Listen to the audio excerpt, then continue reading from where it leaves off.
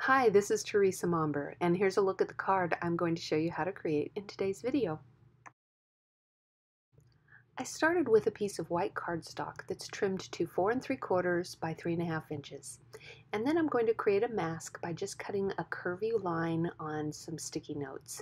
And then I'll place that on my cardstock, and that'll be the line for my snowbank.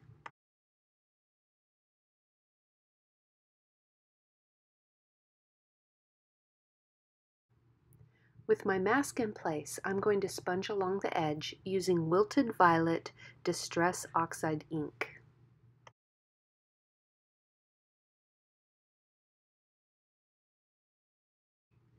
Once my sponging along the mask is completed, I'll continue sponging up the sides and along the top of the cardstock.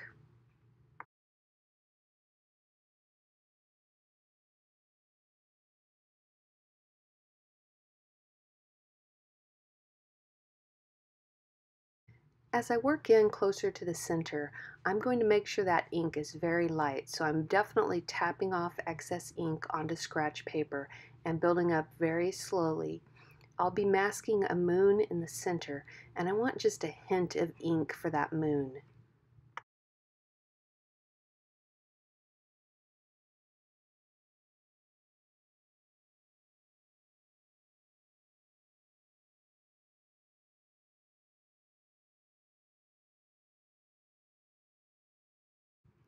Next, I'll adhere a circle mask and hold it in place using repositionable tape.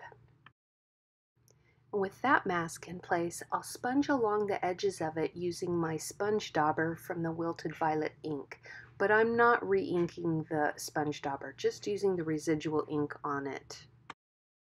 Now I'm going to sponge along that snowbank mask once again, this time using Salty Ocean Distress Oxide ink. Once again, I'm being very careful to tap off the excess ink onto scratch paper so that I create just a very thin layer of ink.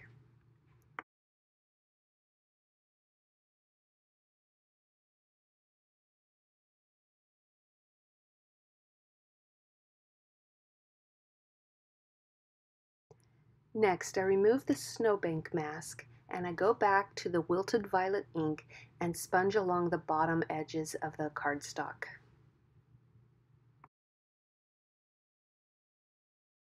Just like before, I'm working very carefully to allow just a tiny bit of ink to stay on the sponge dauber so that I have a very faint hint of color on the cardstock.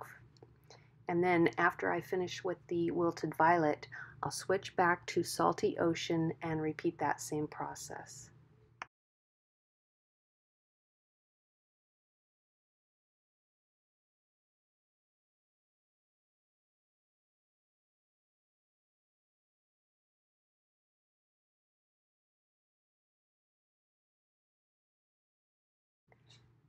And now that the sponging is complete, I'll remove that mask for the moon.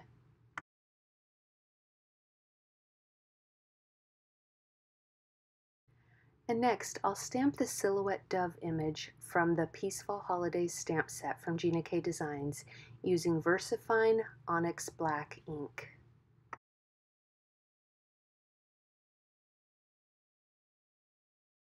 And then I'll stamp the tree image also from the Peaceful Holidays stamp set using Versafine Onyx Black ink.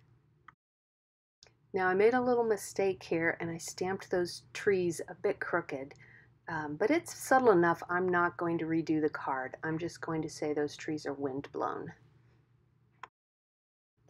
Now to have those trees look grounded into the image, I'm going to add some shadows beneath them. I'm starting with my Prismacolor Dahlia Purple pencil.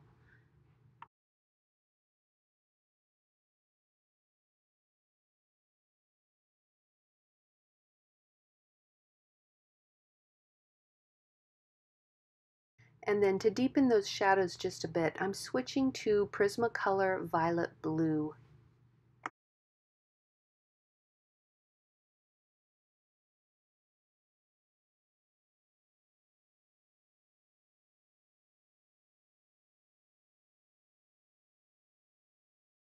Next, I'm going to stamp 2 of the small deer images, also from the Peaceful Holidays stamp set, using Versafine Onyx black ink.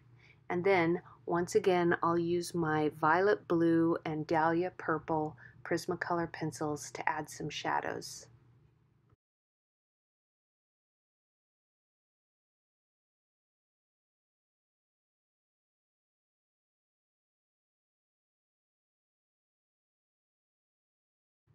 Next is the fun part, and I've been seeing this technique a lot online lately, and I wanted to try it myself.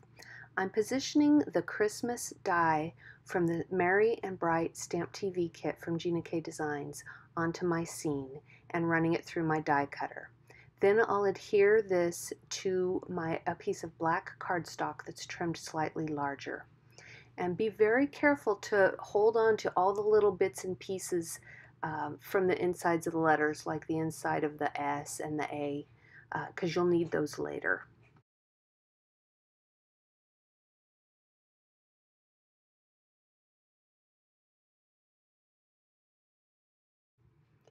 Now I've cut the Christmas sentiment out 2 more times into white cardstock, and you could use whatever color of cardstock you'd like. You could use black if you want a black shadow, or whatever color you want, but I chose to do white in this instant. And I'm using my Quickie glue pen to add adhesive, and then I'll just place that right in the opening where I cut out the Christmas sentiment from my scene.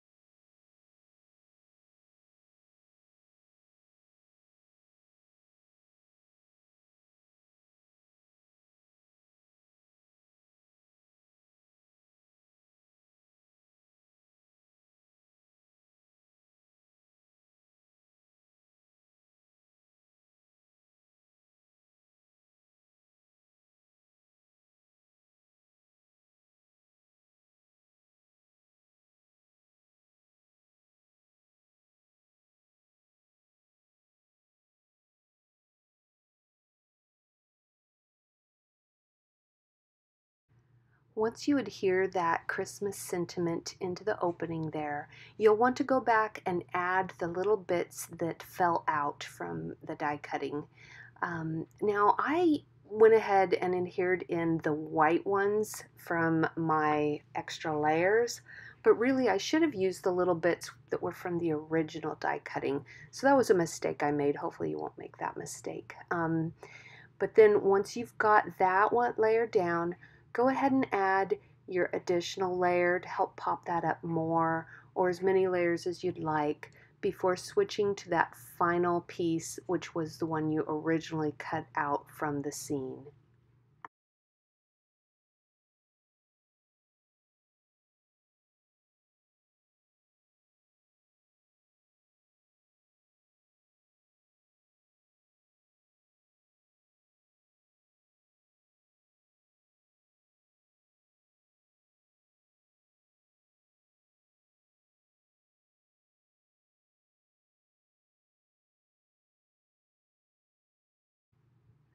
And then next I'll go ahead and add those final little bits from the die cutting that I had originally intended to have at a lower level and just spaced out. So they'll be up at the same level as the sentiment, but I can live with that.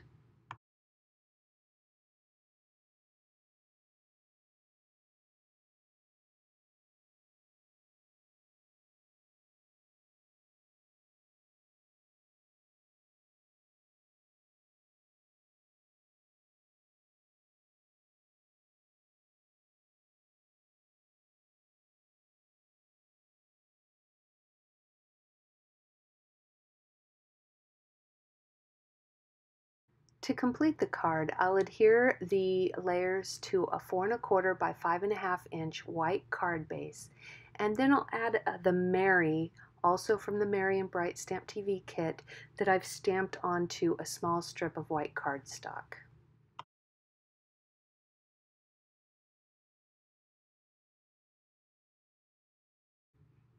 And that completes today's video. Thanks for watching.